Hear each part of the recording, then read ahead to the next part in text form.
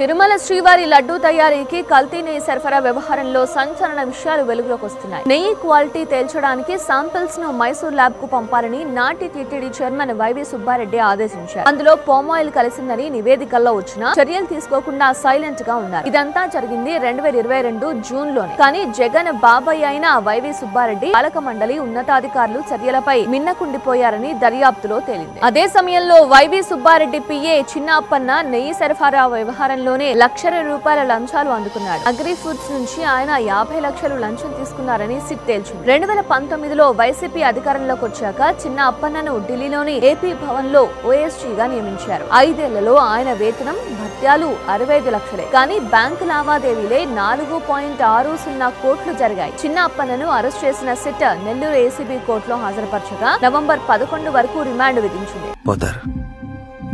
మొత్తం పోతారు.